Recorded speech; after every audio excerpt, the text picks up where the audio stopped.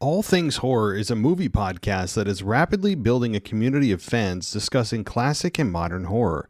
Ben and Matt use their backgrounds in music and screenwriting to break down films, dig up trivia, and play games. You can find them on Spotify, YouTube, Amazon Music, and Facebook. Just look for the Two Skulls with Mike's graphic. Again, the podcast is called All Things Horror. This is WWE superstar Drew McIntyre, and you're listening to the WWE Podcast. The champ is the one that everybody wants, me. Lynch is going to WrestleMania. Claymore! Austin 316 says I just whipped your ass. This is my iron. You're going to acknowledge me. It's time for that week in review here on the WWE Podcast. It is Sunday, July 30th, 2023. Hello, everybody, and welcome to the week in review, where we cover everything that happened this week in WWE. Now, I shouldn't say everything. We cover as much as we can, okay, because every little nook and cranny just isn't possible. However, we're going to cover about 80-90% of what happened this week in WWE on SmackDown and Raw, if you've never joined us before. And if you want to get rid of the ads, well, here's a great place to do it. Patreon.com/WWE Podcast, as well as on Apple Podcasts and WWEpodcast.com. And I'd like to welcome Anthony Capella and Whisper in the Wind. You guys remember Whisper in the Wind. If you don't, you will soon. I'll just leave it there. But welcome, guys. Welcome back. And welcome to those that are new. If you want to join the Patreon family with a Discord server, no better time to do it than SummerSlam week, which is upon us starting, well, right now. And you'll be able to chat with other fans that are patrons of the show, but more importantly, wrestling fans. And it's a great place to go, especially during premium live events and during Raw or SmackDown. So what I want to start with is a Rey Mysterio injury update. Now, if you watch SmackDown, you know that Rey Mysterio competed with Santos Escobar in the finals of the number one contendership for the United States Championship, as Austin Theory was looking on in the upper deck, eating some popcorn. But the injury occurred when Santos Escobar did a suicide dive, and he ended up executing it perfectly. This seems to be squarely on Rey Mysterio. The way he landed, which it looked like he landed fully, although just on the rubber part of the ramp.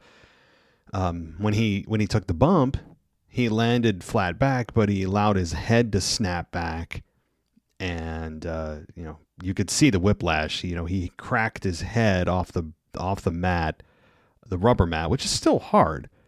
I mean, especially going at that speed, and you could see the whiplash happen, his head bounce, and so it's a suspected concussion, and obviously treated as such, where they just stopped the match. I mean, and as they should have. It did seem very seamless, though. If you didn't know it was a real injury and it didn't come out as reported as real, you would not know that this is a legit injury because of the way everything played out. And it makes sense also, too, in a weird storyline way, that this match ended in injury, because these are two guys that are in the same group fighting one another. And so having a stoppage for an accidental injury actually kind of fits the narrative, although, I mean, it's real. It seems to be a 99% chance that it's actually a real injury here, and we'll treat it as such until we hear otherwise. But they did the right thing. They stopped the match, and Santos seemed legitimately worried about Rey, and Santos did advance. And so he will face Austin Theory for the United States Championship in 2 weeks. And they skip SummerSlam. See, I know that they have a lot planned for SummerSlam. I understand that. There's a lot going on. But the United States title was the title on Raw for a year. And they did a great job building it up with video packages right off the bat. Bobby Lashley, Seth Rollins carried it, among others, and did an excellent job building it and making it feel like an important title because, yes, in a large part due to the fact that there was no world title on Raw. So simply by the omission of the world title, that title became the top belt on Raw. And now, I mean, again, ever since WrestleMania, Austin Theory's career has taken a massive downturn, and the United States Championship, unfortunately, is collateral damage here. And now all that goodwill is not even being showcased at SummerSlam. The belt that was the top belt on Raw is not even making it to SummerSlam. I understand it's a part of SmackDown. I understand that. I understand that it's still a televised championship match, as it should be. But it's, again, a televised championship match, not on a PLE, for a multi-week, I guess we'll call it a tournament, for Austin Theory's matchup. And they have a championship match after SummerSlam? I mean, I that just tells you where they view the U.S. title right now. And it's disappointing. I do believe that Santos Escobar will win. They need to get the belt off Theory in very short order. For one reason or another, and there needs to be a case study done on just how quickly Austin Theory's relevance and just rise has tanked, and the reasons why. There's a multitude of them, but it's really fascinating to talk about, where he was on the ascent for so long. He actually felt like he belonged, all this, and then he just falls into oblivion, and he becomes very kind of irrelevant, maybe is too strong. Indifferent is the way I think the crowd feels. And watching him at home, I still believe that he's an asset. And I'm not saying for him to be fired, he's a loser. No. Things can be repaired here, but it's going to take time. And it's going to also take him losing the championship, which actually I'm more concerned about than Austin Theory's career. I think a belt is bigger than any one man's career. And all the goodwill and good value that they've built is fading away quickly around the shoulder of Austin Theory, who needs to go and kind of find himself. I know that sounds super trope and just kind of, feel good moment, or all these like just 2023 things that people say, but he does. His character needs to find himself. I don't know what he is right now.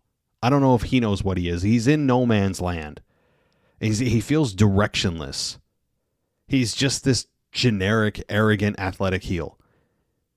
And again, it sounds like the worst thing in the world. It's not. It just creates a response. And again, I think it's repairable, but more concerning is the U.S. title value, which has dropped precipitously over the last several months since WrestleMania. So, all that said, Santos Escobar, I believe, will become the new United States champion in 2 weeks. Mind-bogglingly skipping SummerSlam. And again, if the WWE is prioritizing building new talent, wouldn't SummerSlam be a perfect place to showcase that talent? I don't know. Things seem like they're opposing goals right now, but I'm excited for Santos, who I think, again, has a very strong chance and high chance of winning against Austin Theory. But again, more concerning even than the U.S. title and Austin Theory and all that is, of course, Rey Mysterio's health. And I did a search before the show to see exactly what the latest updates were, and it does say that it is a suspected concussion at ringside. I'm looking for I don't see anything else. Rey Mysterio did break his silence following the injury, and it seems as if he's okay. So, still scary. Whenever you're dealing with your head, and there's no more concerning part of your body to injure than your head. Imagine like Hell in a Cell 98 with Mick Foley and Undertaker. Imagine WWE in today's day and age allowing that match to continue. They almost didn't back in 98 when it was, a much less staffed medical team, much less concerned about the wrestler's health. At least from the perspective of the show over, I guess the show is more important than, if a wrestler's potentially injured. If the wrestler says they can keep going, they can keep going, right?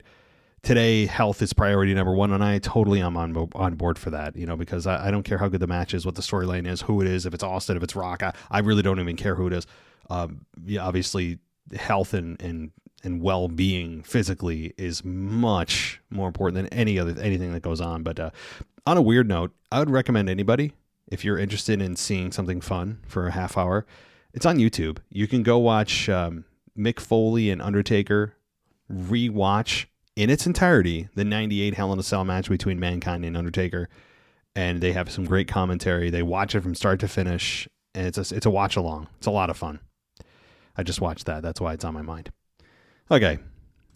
Moving on, because we need to here. And let's talk about what do we want to talk about? Let's talk about LA Knight. As SmackDown is on the forefront of my mind. I just watched it. No, LA Knight. I mean, what more is there to say? He's over like Rover. I mean, did anybody else get a bigger pop of the night? I'd love to know. He is one of the, if not the arguably top babyface on SmackDown. And he interrupts Hit Row and uses the word horny, which I can't remember that word being used since the Attitude Era. So that was a bit interesting. Cuts a very, again, Rock-esque promo. There are some traits there, but I don't care. It works. And, he's interrupting Hit Row, which he did at Madison Square Garden untelevised. And he had a match with Ashanti the Adonis.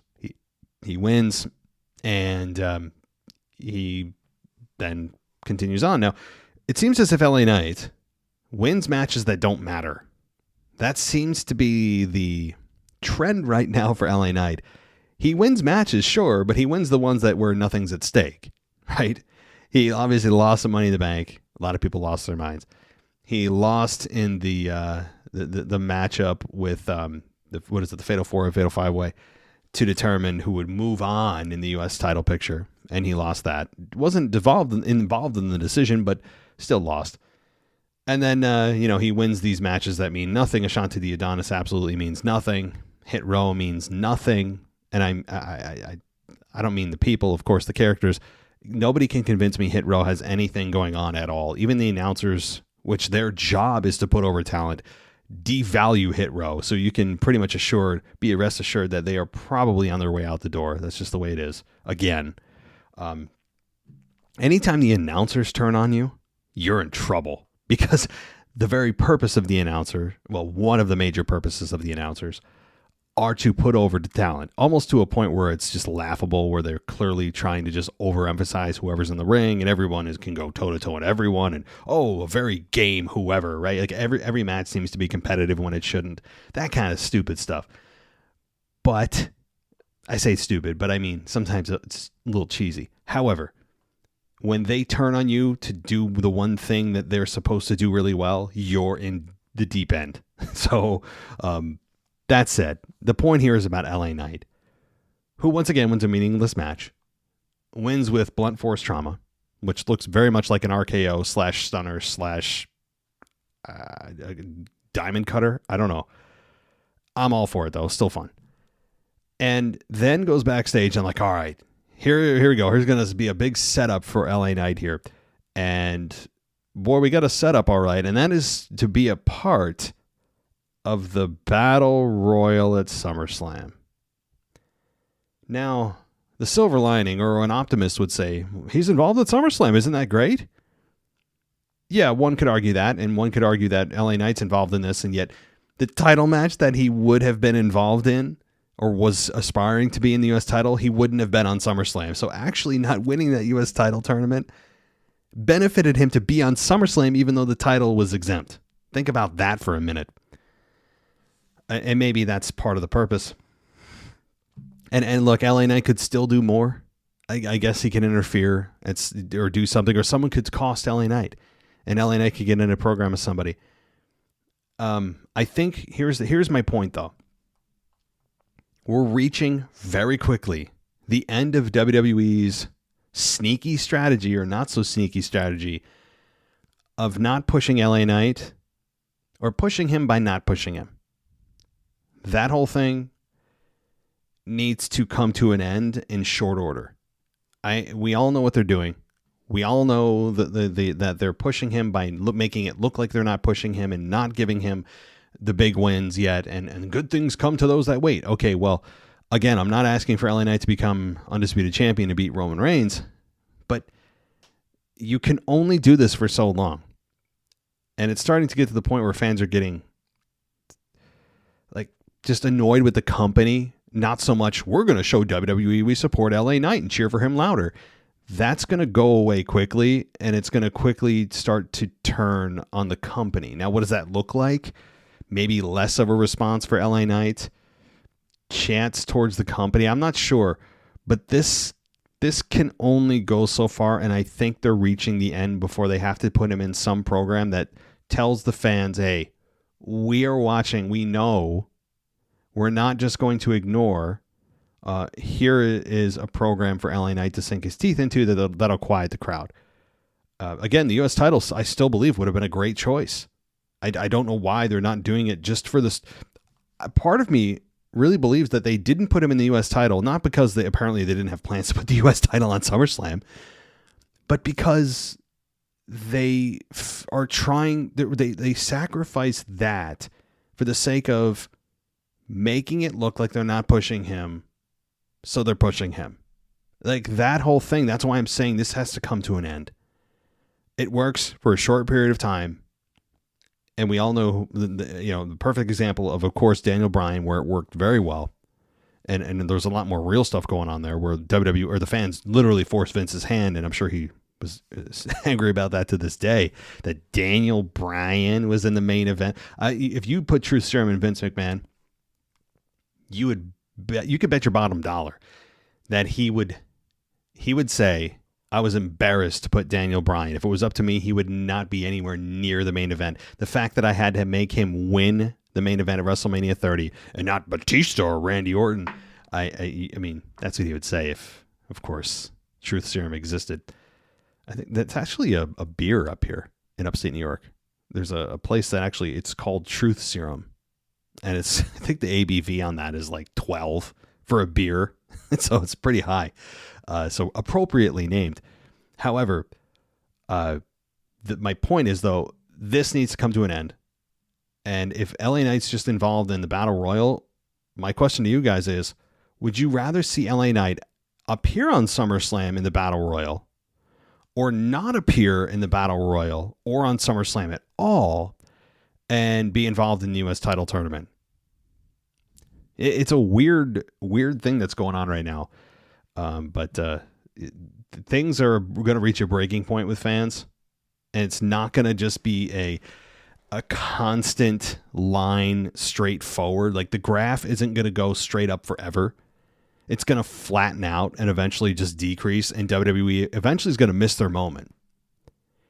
Eventually they're going to miss their opportunity where fans were ready to embrace them. Let's go. I know it doesn't have to be the moment they need it and want it like bratty kids. I'm sure they'll probably talking about, oh, it's just like a toddler who wants and kicks and screams that they want what they want right now. I'm sure that somebody believes that that's how fans are. And to some degree, there's truth to that.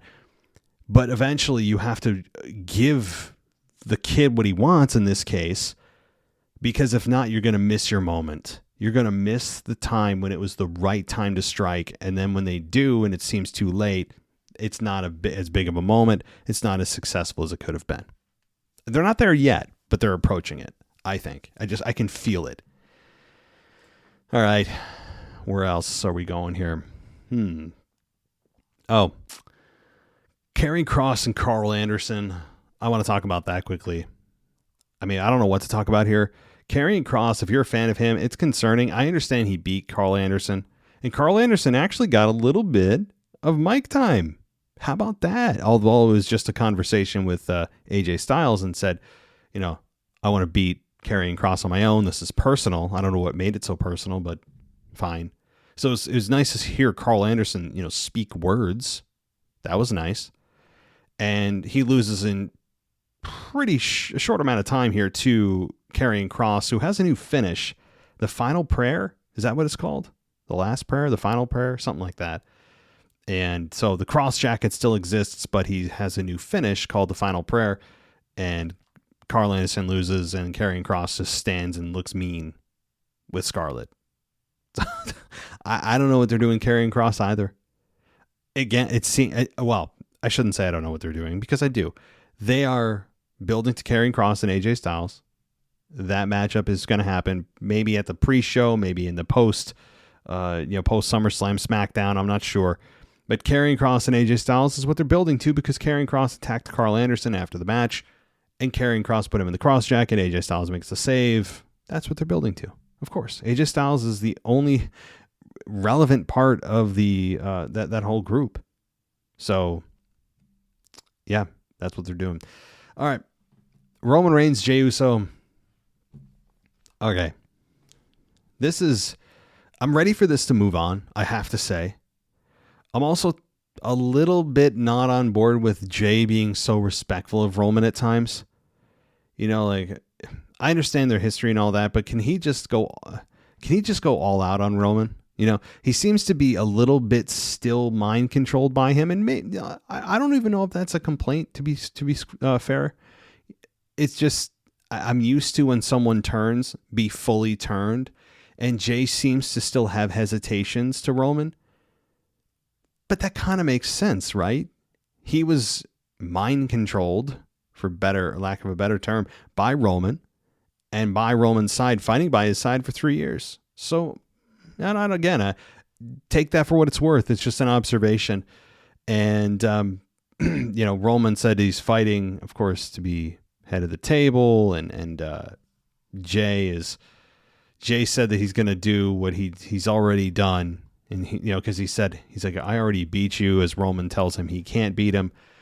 One thing that was a very nice line that felt like it came from Paul Heyman. I don't care who came up with it. It was good. Roman said that even if I lose to you at SummerSlam, I'll still be Roman Reigns, and I can still do whatever I want. Who are you going to be if you lose? That's a good point. Roman Reigns now has a legacy. Even when he drops the belt, he's still going to have the same star power he does right now. He's a made man. He's a Hall of Famer right now. He's been a Hall of Famer for years. You know what? Even if the tribal chief version of himself, which we all agree is probably the best version, didn't happen, he's probably still a Hall of Famer. Now, there's a whole nother show I could do about the Hall of Fame qualifications. And the loose qualifications that WWE has, how they determine it, is a bit perplexing. I'm not going into the celebrity wing. That's why it's called a celebrity ring. People lose their minds when Kid Rock gets in, or whoever, Bob Barker. Whoever gets in, because that's a celebrity wing, right? And that makes sense. But I don't like the fact that WWE does an annual Hall of Fame induction ceremony. I don't like that. I know that Major League Baseball does it. I don't like it. It should only be done maybe every few years, or when it's time, when it feels like we have candidates, worthy candidates. When you have an annual Hall of Fame, you inherently have to reduce your standards of who gets in, because what you're saying is not necessarily who it is, but it's that time of year we have to find people that come close. And I think that's a bad idea. Devalues the Hall of Fame, because the more people that get in, just like I say all the time with everything, belts, anything, when there's more of something, it means less. It's how life works. That's how economics works. When there's, you want the biggest macro example? When there's more money in circulation, what does that mean? It means your dollar is worth less. There's just an objective fact. That's not interpretive. So that's as big of a scale of an example as I can give you. And that is a concept that is throughout life consistent. So bringing this all the way back to wrestling, I don't like the Hall of Fame year by year. I understand it's a part of WrestleMania week, and it's not going anywhere because I sit here and say so. I know that. But I just, I really don't like the annual Hall of Fame. Not that I don't think some people don't deserve it, or I understand that it's cool to see the stars of yesteryear, and it's just a part of WrestleMania weekend. It's all that. I understand that. But, again, when you're dictating the Hall of Fame by calendar and not merit only, you're setting yourself up for, not a collapse of the Hall of Fame by any means, but just a general devaluation and a general lowering of the bar of who gets in. Because there's no, hey, you got to be around WWE for X amount of years, or you have to have this impact. Sometimes it's an X factor. It's sometimes impossible to measure. Who gets to decide this? We don't know. Anyway, I can go to an entire dictation about that. I won't. I did more than I said more than I wanted to. But my point is, all the way back to Roman. See my bread trail, my breadcrumb trail. I'm going back. The Roman thing, he'd be a Hall of Famer even as the big dog. Remember how awful that was? He still would have got in there. But now he has cemented himself in the top 1%, I think, of the Hall of Fame inductees. I mean, he is at the top of the top now. You really could put him up there with Rock and Austin. He is the Rock and Austin of our era. He may not be as big or as hot as those two guys were. No one has ever and may not ever burn as hot as Stone Cold Steve Austin did. But no, obviously Austin has been superseded by length of time in years that have gone by. Rock was around longer. Undertaker was around much longer. Triple H was around longer. But Austin burned the hottest. And Roman Reigns has been around for what? How long has Roman Reigns been around? I'm trying to think. He's been, 10 years? Has it been? I have to look. He's got a good decade at least under his belt. So, at least on the main roster. Anyway, my God, I'm getting this back to SmackDown. This was a nice segment with Jay and Roman. I thought it was, while it was lengthy, as all these segments seem to be, it was impactful from the perspective of, seeing the struggle in Jay's eyes of realizing he has to fight a family member and telling him he has to fight him because you made this happen. This is on you. And then Roman saying, no, this is your fault. This is all on you. And, finger pointing, which, hey, both men have an argument here with Jimmy injured, quote unquote. So anyway, this, I'm ready for it to roll. I'm ready for it to go. I'm ready for this to move on to the next chapter. I just, this is all great and well. I'm feeling this ready to move to the next chapter for Roman. So, alrighty, let's continue here. We also got, talked about LA Knight, the women's tag team champions, Sonya Deville and Chelsea Green versus Bianca Belair and Charlotte in a non-title match. This ended with Chelsea and Sonya losing as Charlotte tagged herself in after a boot to, was it Chelsea Green? I think it was. And then that only happened because Bianca was setting Chelsea up for the KOD, and the typical, the foes that are teaming, the tension builds. Well, we got Charlotte tagging herself in, even though Bianca had the match fully under control and was about to finish it, to one-up her or steal the glory or whatever. It feels like Charlotte's on the descent to a heel turn again. Charlotte never, ever, ever feels comfortable fully as a babyface. She comes close and has, this run has been the closest she's come to feeling the most comfortable and natural, but it still doesn't feel right. It still doesn't seem, I guess, the most organic. And Charlotte picks up the victory. Chelsea Green and Sonya Deville lose. Fine. What was interesting to me, and I don't know if I'm angry or happy about this. You could kind of go both ways. Backstage, we had Bayley and we had Io Sky, which Io Sky is a very heavy favorite to win, even though she's not in an official match at SummerSlam, obviously being the women's Money in the Bank briefcase holder. And Bayley is freaking out about Shotzi. Eventually she finds this piece of artwork done apparently by Shotzi in her bag and freaks her out. Apparently, Shotzi has time to do, 1995 cutouts of, artwork. I mean, if you saw it, it reminded me of being in like middle school. It was like middle school artwork. I mean, next week, maybe she'll make a macaroni, a scary macaroni face or something.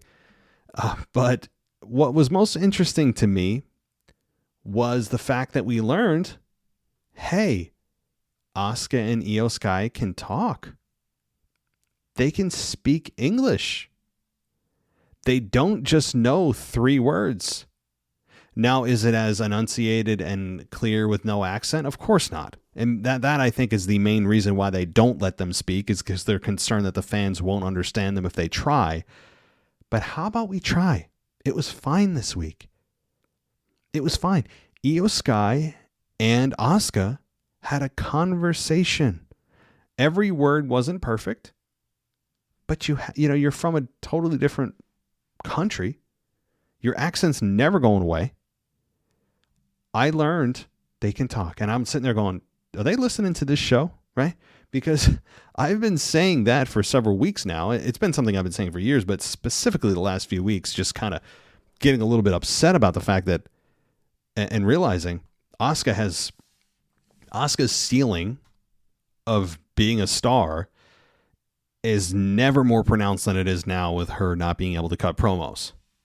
And all she does when she has the microphone in her hand, you can count the seconds until someone interrupts her, because WWE knows that we know as fans that WWE isn't going to allow Asuka to say more than just, nobody is ready for Asuka. That's usually the extent of her vocabulary. But who knew? My God, she can talk. And same for Io Sky. Maybe this is a change of heart. Maybe it's a change in direction for both of these women. Now, it may be relegated to backstage for the moment, because in front of an audience, it's even harder to sometimes hear what that person has to say because the noise from the crowd. But if they give them I'll even take a few sentences if they practice what they're going to say backstage, so it's more enunciated, and try to subdue the accent a little bit so that whatever they're trying to say is more, it resonates better with the audience. I'm all for it, man. I want these women to succeed, and I see the massive limitation. And this doesn't go for just the women. This is not just for the women. It's for the men too. Shinsuke Nakamura, I bring up all the time. He's suffering from the same ceiling. And it was just encouraging, is my point. It was encouraging while Bayley and Io Sky are fearful of Shotzi, who is eventually going to come out come looking for them. And I think she will probably be the one to neutralize Io Sky's cash in at SummerSlam.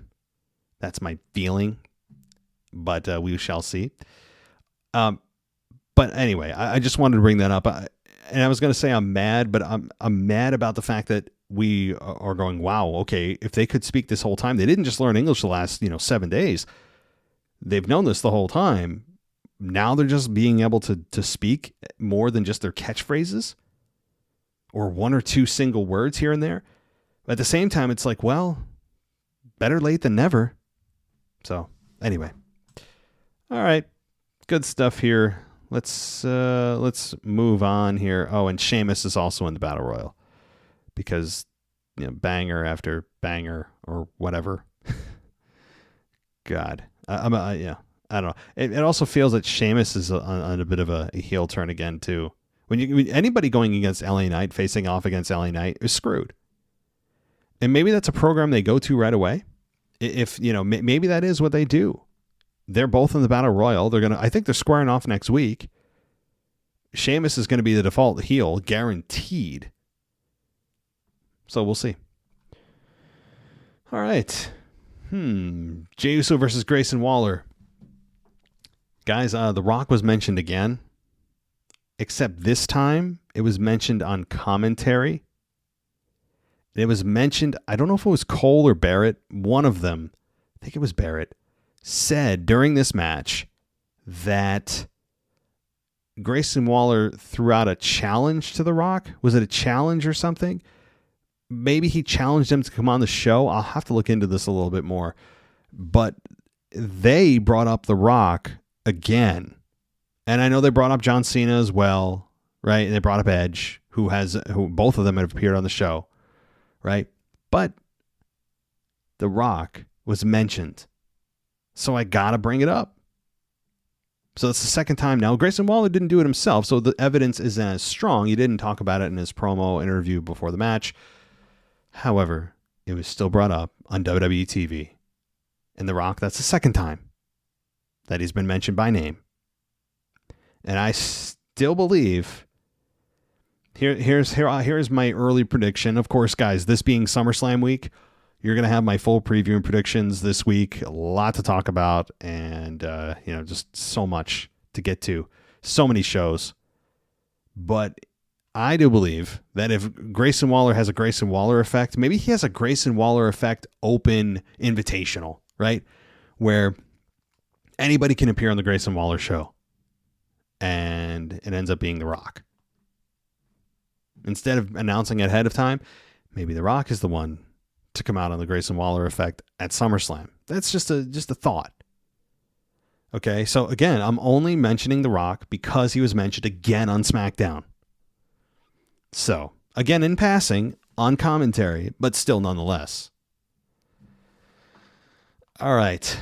But this match happened after Grayson Waller was talking about how after little Jay loses to Roman, he'll give him a platform to come on in the Grayson Waller effect. And boy, they are really, again, this is more evidence for Grayson Waller and possibly a Rock segment, not a match, but a segment, because Grayson Waller, week after week, is getting put with either involved in main event storylines. In this case, Jay and Roman is the main storyline on SmackDown. And now he's facing Jey Uso. He had a match with Edge in Madison Square Garden. He mentioned The Rock by name in his promo several weeks ago. Grayson Waller is involved on a weekly basis in massive storylines and massive stars. So something's going on here with Grayson Waller. But the match, I think, was 11 minutes or so. And this ended with, let's see, Jay hitting a top rope splash, got the victory. Also, I'm reading this. I don't know how I missed this. Waller spoofed the people's elbow while Reigns laughed at ringside. Okay. I somehow missed this, guys. You would think I would have talked about that right away. I didn't see that. This is even more evidence, guys. I don't know what to say. They wouldn't just keep The Rock, the little seed planted here, if they didn't have something in mind. And with the Hollywood strikes, the writer's strike that's going on, that's affecting a ton of TV shows and movies, that is going to free up The Rock even more to do something. Now, it's not that he doesn't already have a zillion and one things, but at least maybe instead of a zillion and one things, he just has a zillion, right? So perhaps this does free him up a little more than normal, and it also reinforced maybe his decision to move forward with this storyline and finally pull the trigger. I mean, when's the next time we're going to have WrestleMania 40? You're never going to have that again. In Philly with already history with Roman and Rock there. An intra-family program. Roman as hot as he is. A 3-year champion. The Rock still physically able to go. And a writer's strike that allows The Rock to be a little more freed up than he otherwise would be. There's never going to be a better time. Never. This is it. This is it. And guys, if you want to hang on to this.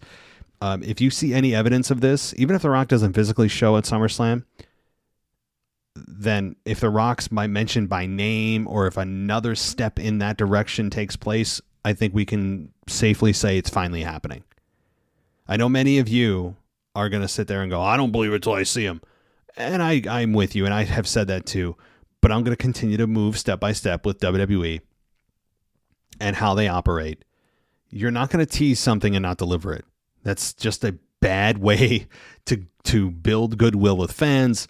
This one specifically, people are watching with a hawk's eye. People are looking for anything to sink their teeth into. I think that's what they're going with here. Again, I'm not saying, he's finally admitting it's happening, or he really thinks it's going to happen. No. I'm moving in lockstep with WWE right now. I'm leaning towards it happening based on the constant now pattern. That's the key here. The pattern of The Rock being mentioned or in some way connected to the show. And now we have pattern. Now what happens at SummerSlam, to me, will tell me if The Rock is going to be there at WrestleMania 40 or not. Because what better way to set the stage than at their WrestleMania of the summer that they can use a video package for that started at SummerSlam 2023 in Detroit. Okay, enough of my hype. Let's see what else happened. Well, Jay, after Jay beat Grayson Waller, we got Samoan Spike. What's his name? The Solo did try the Samoan Spike. He ends up getting the better of Jay, ends up getting the better of Solo, but then Roman comes in. Roman ends up getting speared by Jay, which that pop was massive. My God, go back and listen to that. That was a fun little exchange. But that only led to the downfall as Jay went for a splash on Roman. However, Solo, the right-hand man of Roman, ends up tripping Jay, and then beatdown ensues. We got 2 double finishers. So really, we got 4 finishers hit on Jay with a Samoan Spike and spear. 2 spears, 2 Samoan Spikes at the same time. And Jay is left laying. So, alrighty. Let's see. We also on Raw, very quick recap of Raw.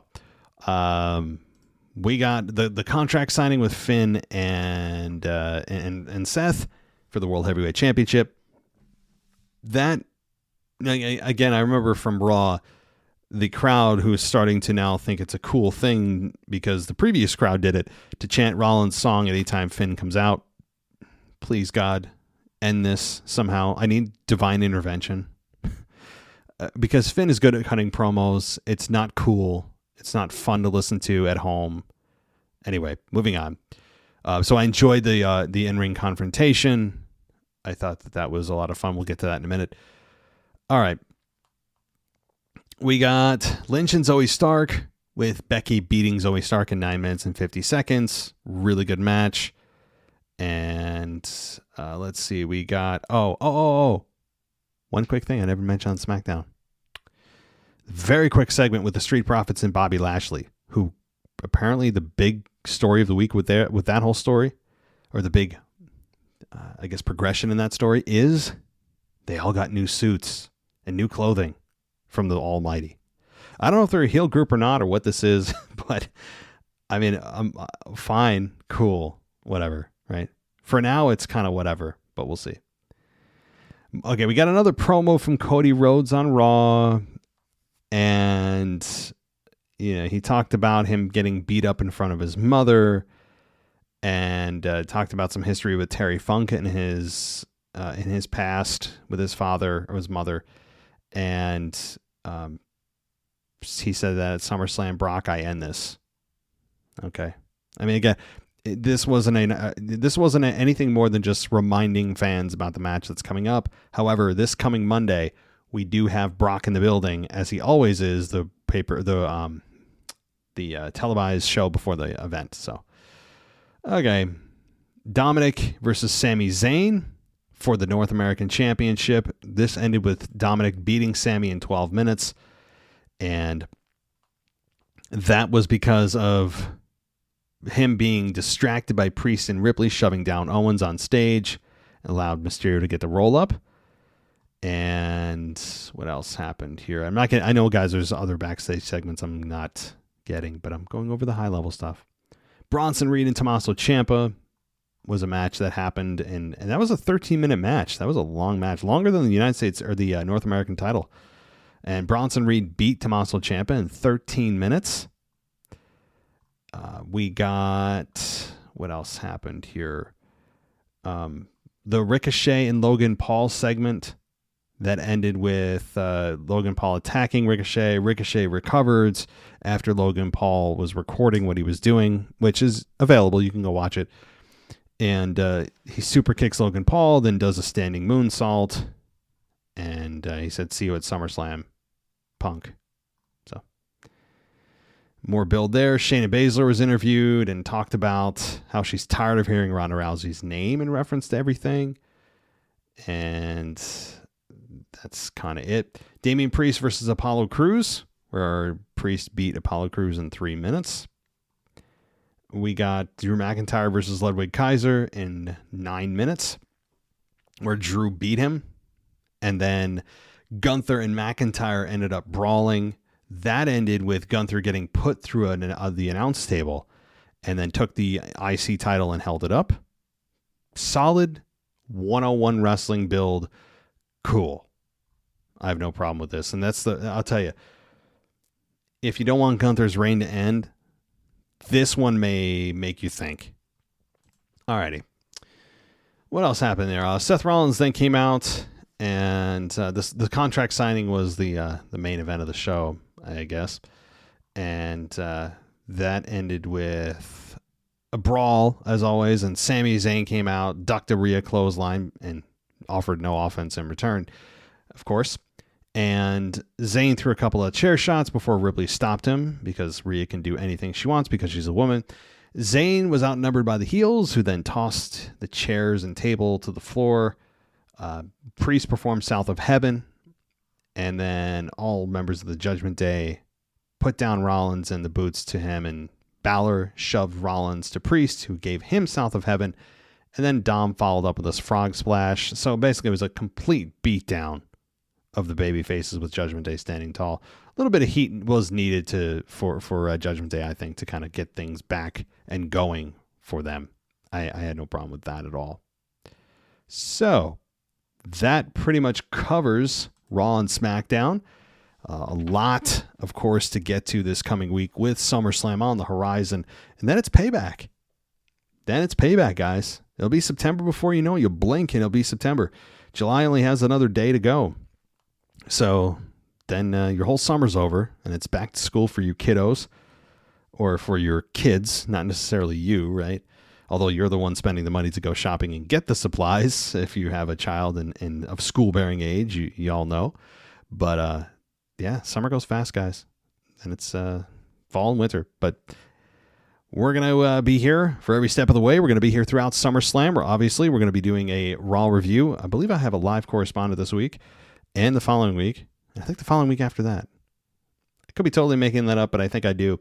So whoever is going to Raw, you got to email me or remind me. I have one of the worst memories that you will ever see. So if I told you, hey, yeah, come on the show, send me a damn email to say, remember, stupid, you said I could come on the show for Raw. Mailbag at WWEpodcast.com, please. All right, and jog my memory. But that'll be coming this week. Mailbag's coming this week. We have, of course, the preview and prediction show for SummerSlam with all of my final thoughts and preview and predictions on that. And then the SummerSlam event itself and the review. I may be going out of town this weekend with the family, but I don't know if that'll prevent me. It might prevent me from doing a very quick review. But I'll have to let you guys know. If it is the case, then that'll be a Sunday night review rather than a Saturday night or a Sunday morning review. So it'll come about 12 hours later than normal. Expect that. I'll set the bar low. That way, if you're giving me a scorecard at home, you can say, oh, well, he did say he's going to be really bad at getting us a quick turnaround, so he met expectations. See, you set the bar low, and then people have really low expectations, and if you do the bare minimum, they think you're doing a great job. See, so, all right. Before I give away too much of my tricks, I'm going to head out, guys. Enjoy the rest of your day. I'll be on Twitter if you want to follow us there at Wrestling Under the WWE Podcast on Twitter, WWEpodcast.com. Apple Podcast has ad-free, or on patreon.com/WWE Podcast. Thanks, everybody, for listening. I'll talk to you next time. Thanks for listening to the WWE Podcast. Don't forget to subscribe on your favorite podcast app so you don't miss a show, or head to WWEpodcast.com. And for all of these shows ad-free, head over to patreon.com/WWE Podcast. Until then, we'll see you next time.